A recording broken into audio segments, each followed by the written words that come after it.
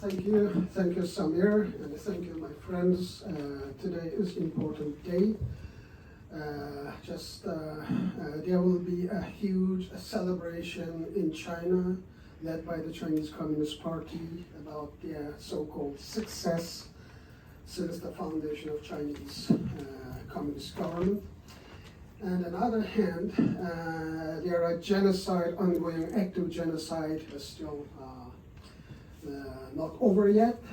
The concentration camps turned it into long-term imprisonment centers, and the people separated from their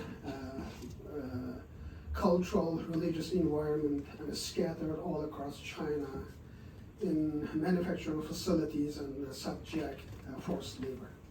And also a transnational repression by Chinese government extended beyond Chinese traditional border.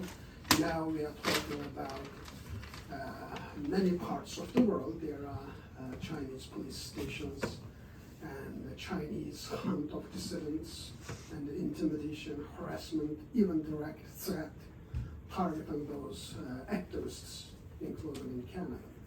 And for that reason, the Chinese threat, transnational repression is real, and the genocide is ongoing.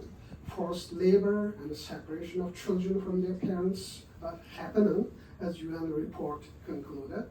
And so it is important for us just to remember these atrocity crimes around the world, including the crimes occurring for Uyghurs and Tibetans, while Chinese government celebrating its own foundation. And so with this important event, and we would like to raise awareness in Canada and around the world. And there are a hidden story by the Chinese government of Uyghurs and Tibetans and others, and democratic activists, and including Hong Kongers. And we should always keep remember that. And we should remember that by constitution, Chinese government is the regime ruled by dictatorship. It is called Chinese-style dictatorship. If you look at the Chinese constitution, you can clearly see that. And now the Chinese government is very upset when some world leaders are calling the Chinese president a dictator. But in fact, if you look at the Chinese constitution, they characterize it as dictatorship. And so if you are chair of the dictatorship regime, you are a dictator. That's not us. And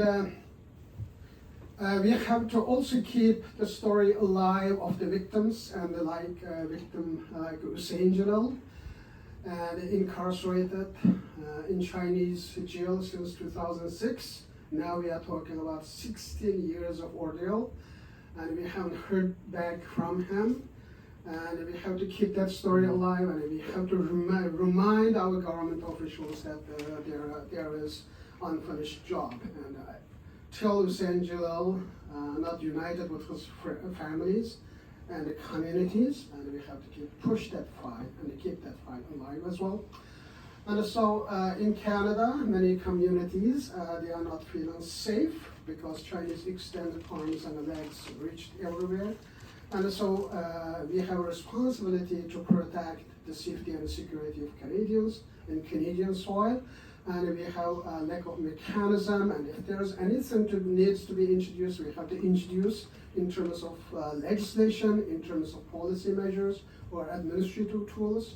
And we have to strengthen the RCMP and the other police forces to deal with this kind of transnational repressive tactics and the measures from China and the other countries.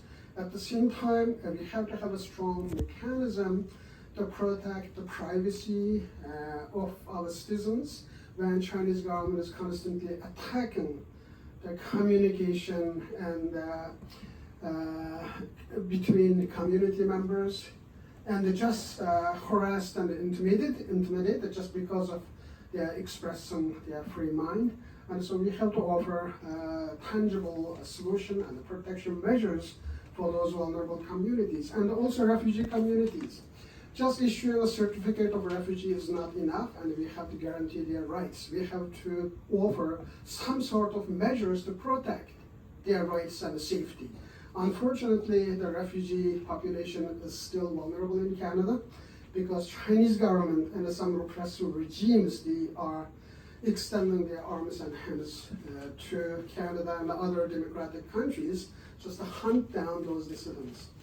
And so we keep the stories alive, and this is the untold story by Chinese government, and we have to keep telling them. We have to update our public and the policymakers about the situation in China, especially the situation of Uyghurs, Tibetans, and Hong Kongers. And in this regard, this is a timely event. And so when China is ready to celebrate its 74th birthday of its founding, and we have to remember that it is regarded as a day of mourning for Uyghurs and Tibetans. This is not a day of joy, it is a day of mourning. And October 1st, all Uyghur communities, they will remember this day as a day of mourning. We do not celebrate. Thank you.